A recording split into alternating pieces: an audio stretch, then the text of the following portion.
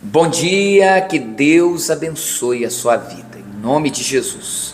A palavra do Senhor diz lá em Filipenses capítulo 1, versos 23 e 24, o apóstolo Paulo diz: ora, de um e outro lado estou constrangido, tendo o desejo de partir e estar com Cristo, o que é incomparavelmente melhor. Mas, por vossa causa, é mais necessário permanecer na carne.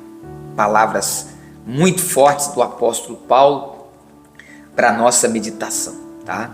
Quando ele diz que ele está constrangido e tem o desejo de partir e estar com Cristo, ele está falando do desejo de partir dessa carne, né? De sair dessa carne e estar com Cristo, que é incomparavelmente melhor, tá? Paulo foi o apóstolo que teve uma experiência gloriosa, que ele mesmo relata no livro de Coríntios, de haver visitado o terceiro céu e ali ouvir de Deus coisas maravilhosas, tremendas.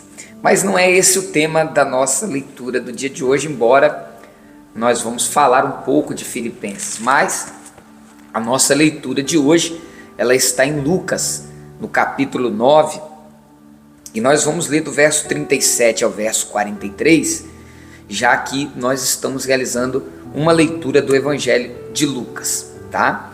Tem a ver com o que nós falamos ali de Paulo e do que ele escreveu aos Filipenses. Mas, voltando ali a Lucas, abra sua Bíblia no capítulo 9, no verso 37, onde diz assim, olha: no dia seguinte, ao descerem eles do monte, veio ao encontro de Jesus grande multidão, e eis que dentre a multidão surgiu um homem, dizendo em alta voz: Mestre, suplico-te que vejas meu filho, porque é o único.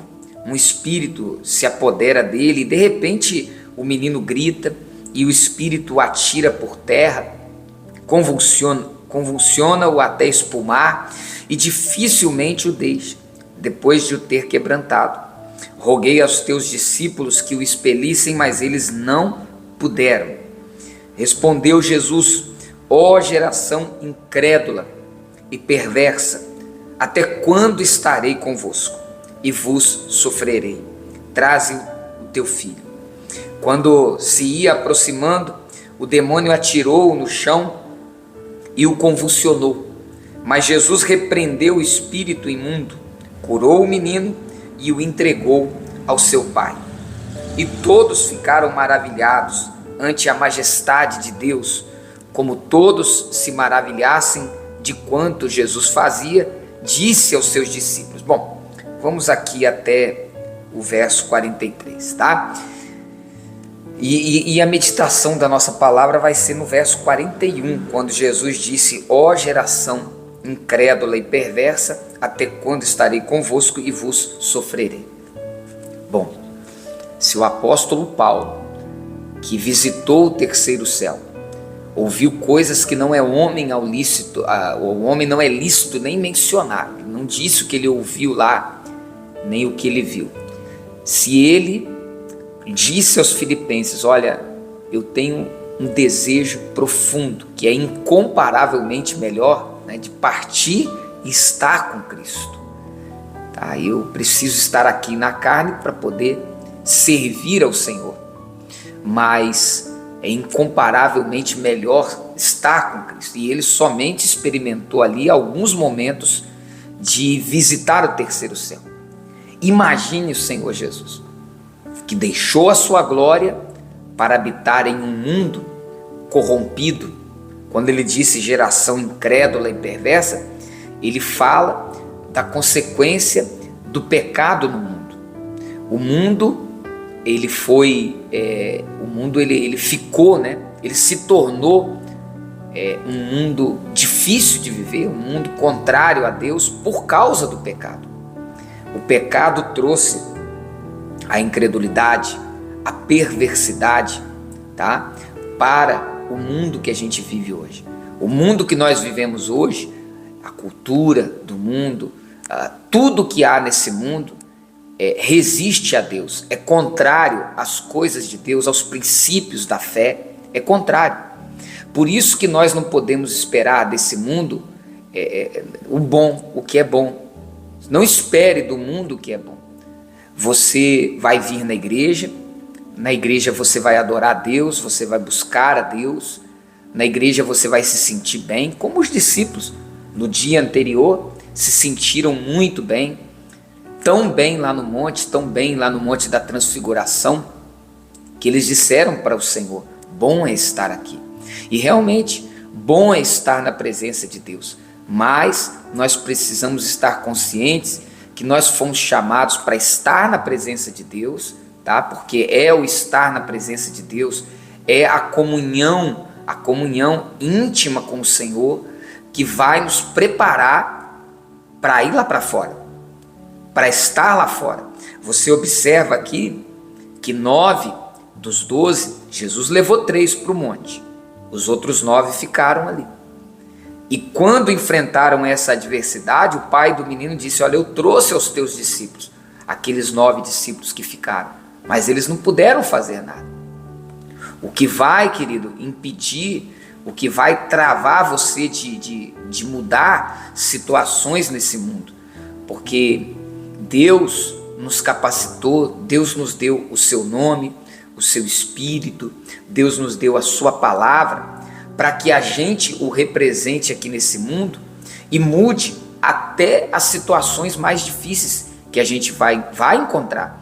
Dentro da casa, muitas vezes, dentro da família você vai encontrar, tá? Você vai orar por pessoas e vai pedir e vai falar com pessoas que muitas vezes vão resistir às coisas de Deus.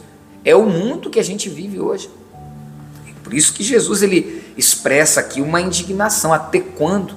Ou seja, eu estou aqui, eu tenho preparado vocês, e Jesus preparou os discípulos para representá-lo aqui. Inclusive eles já tinham expulsado demônio, curado enfermo anteriormente, e agora Jesus se ausenta um pouquinho e eles já estão tendo dificuldade de novo. E é assim, quando nós nos ausentamos da presença de Deus, querido, basta um pouquinho para você ter grandes dificuldades no mundo que a gente vive. Como eu disse, um mundo contrário. É mais fácil você levar a pessoa para o caminho errado do que você levar ela para o caminho certo. Para levar para o caminho errado, você às vezes não precisa nem de insistir muito, mas para levar para o caminho certo, olha aqui, ó, você tem que suar a camisa. Você fala uma vez, você ora, você fala 2 vezes, a pessoa não ouve. É ou não é assim? Você sabe do que eu estou falando. Há uma dificuldade. Eu me lembro, quando eu comecei na minha fé, aí na igreja, né, quando eu comecei, me doía as costas, me dava sono na hora de ir para a igreja. Mas para jogar bola não me dava sono, não me dava dor nas costas. Olha só, que coisa, né? Então às vezes você vai convidar a pessoa, dá sono nela, aparece um montão de coisa para fazer, é dificuldade, é luta. Você vai colocar um propósito de orar, seja na madrugada ou levantar mais cedo, te dá sono, te dá uma coisa para você dormir mais tarde. Você tem que entender que se você não se alimentar, não alimentar o seu espírito, né? Porque as pessoas são assim, ela alimenta o corpo, mas o espírito fica ali sedento, fica faminto. Às vezes, uma vez na semana, ela vai na igreja, vai no culto, mal se alimenta e quer estar fortalecido espiritualmente. Mas como você vai ter força espiritual se você está distante? Tá? Nós precisamos estar perto do Senhor.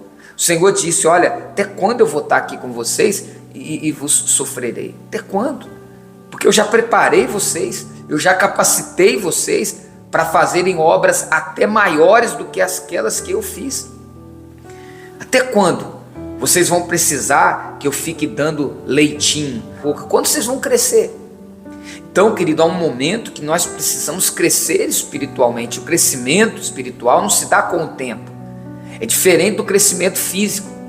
O crescimento físico você dá com o tempo. Você vai somando os anos, vai crescendo fisicamente. Mas o crescimento espiritual, ele se dá com a comunhão com Deus e a prática da palavra de Deus.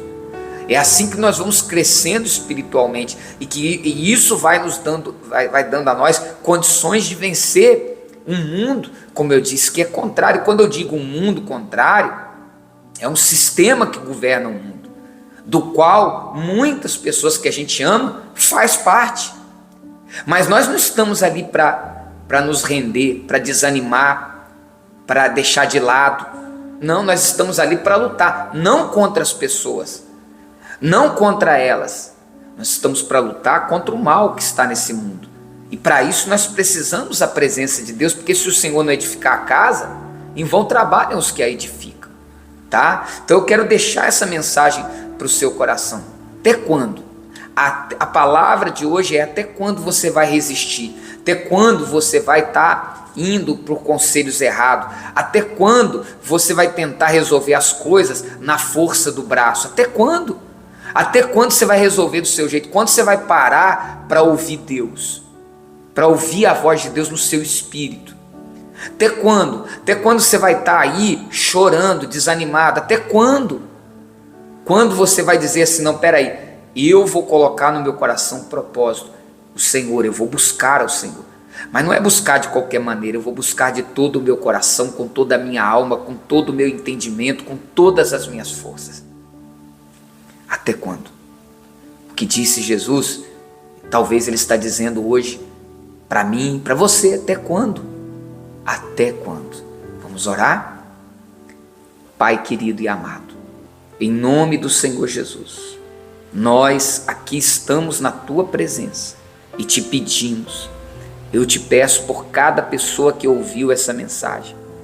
Senhor, eu acredito que assim como o Senhor estava indignado naquele dia, hoje muitos de nós têm feito o Senhor estar também indignado, perguntando: até quando? Até quando você vai tomar uma atitude de se entregar, de se voltar? Até quando você vai esperar para entender?